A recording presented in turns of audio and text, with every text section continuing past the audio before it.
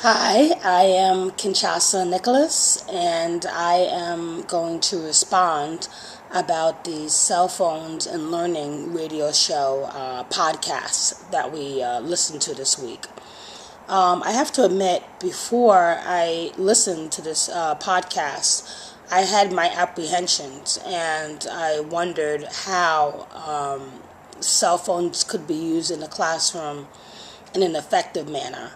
I definitely was very skeptical about that and didn't think how they could be used in an educable way. But I have to say, after listening to this podcast, I am absolutely blown away about how cell phones can be used in the classroom. And I thought that Rena and Katie were very candid and about using cell phones in the classroom. And they were also first-time teachers. From what I remembered hearing, that they were doing their student teaching previously and then had just graduated. And then I guess they were working under a master teacher or something to that effect.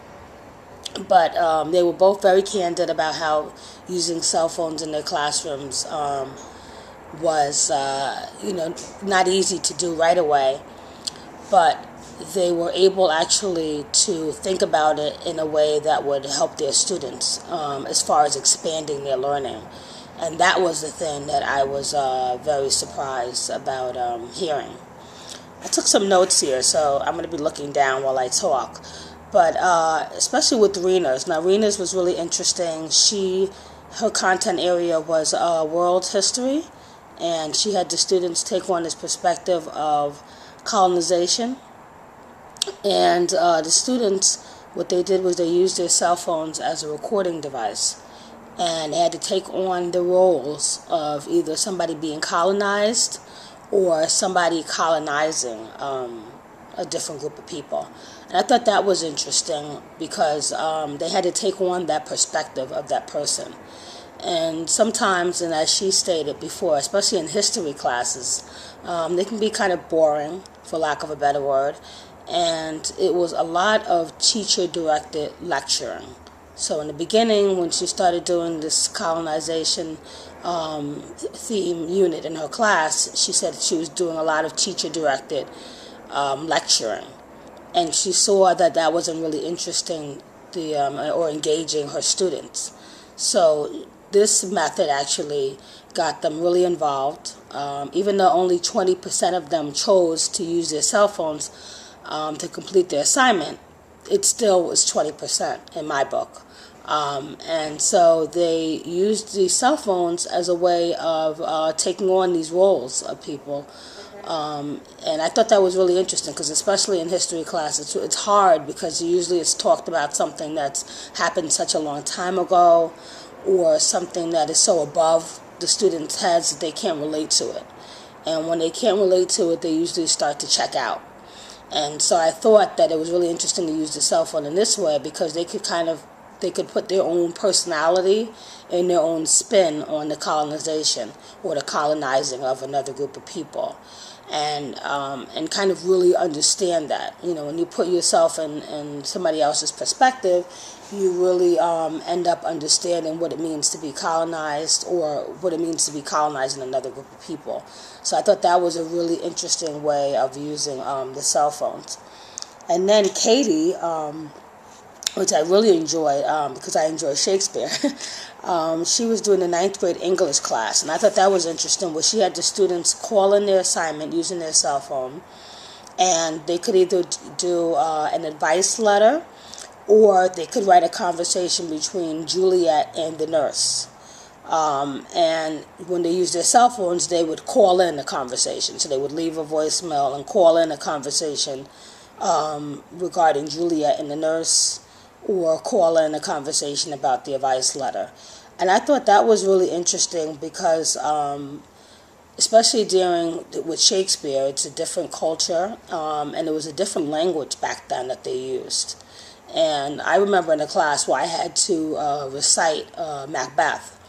And when I had to do that, I kind of went into that that time period, and I utilized the language that was used during the Shakespeare time period.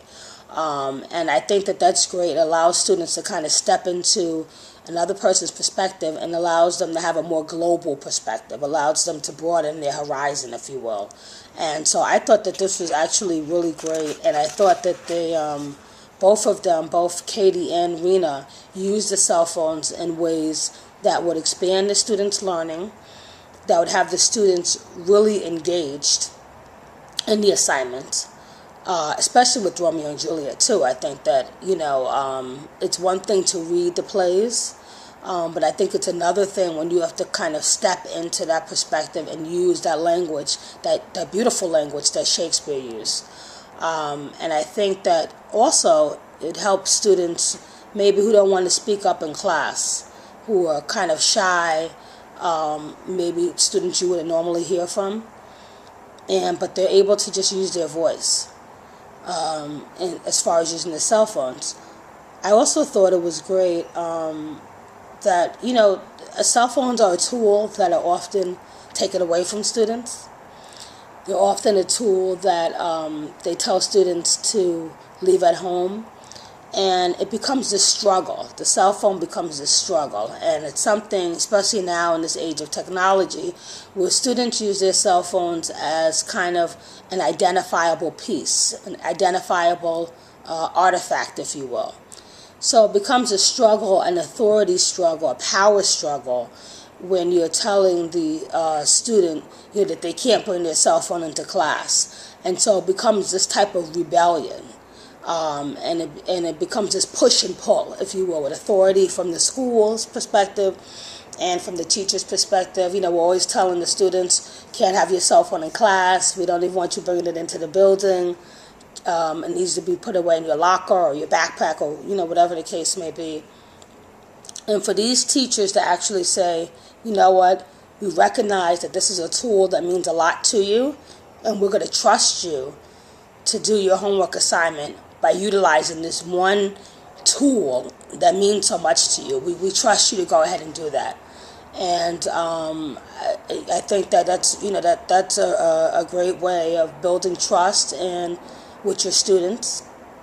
And also, it's another medium for them to express themselves.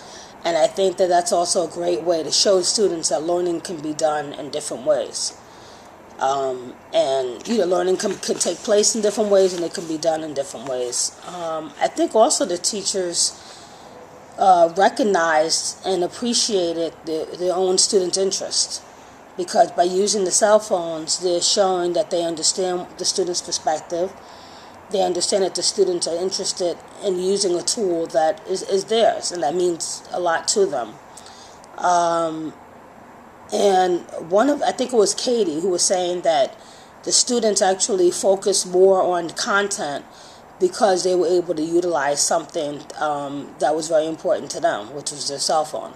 So because they were able to do that, they were able to focus more on the content.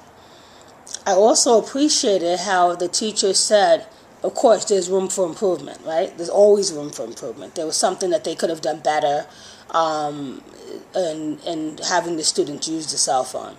One of the things that they said that they could have done better, which I thought was very interesting, was they could have been more clear about the expectations. So I believe it was Katie who was saying she could have been more clear, that she would have appreciated if the students were more theatrical. If the students were more theatrical with their language that they left on that voicemail, if they were a little bit more theatrical with that, she would have appreciated that more. Rena also said maybe perhaps she could have given them more roles to pick from. I believe she said most of the children picked to be the person colonizing the group of people rather than being the colonizer. I believe that's what she was saying. So that was really interesting too, that she wished that they would have picked maybe different perspectives. So maybe the next time, you don't want to limit what the students can do, but maybe perhaps next time I would even perhaps maybe assign roles, like randomly assign roles. Like you can write it down like on an index card and have the students draw and then that way you'll get a wider perspective. So if you feel like your perspective is kind of limited, well, and she said she saw that most students were just picking, I guess, certain groups of people or whatever the rules were. So I would maybe broaden it that way, have them pick from a hat. And that way it's random, but it'll broaden your horizon a little bit more, and it'll broaden the responses that you receive a little bit more. But again, I have to say I was really blown away by this podcast. I didn't think, like I said, when I first read that we were going to be reading and listening to something about using cell phones in the classroom, I didn't think that was possible. But I think I'm actually, convinced now that it's actually a great tool to use in the classroom. I'm curious, maybe Jessica, you can speak more to this about how I could use it for early childhood. I know that might be a little bit of a stretch, but I remember before you said that you were able to let us know, if we wanted to scale something down. So I would like to know how I could use this in an early childhood classroom. But again, I think this was a wonderful podcast. It changed my mind about using cell phones in the classroom. And I will actually pass this on to my colleagues that teach older children. So again, this is Kinshasa Nicholas, and I'm signing off.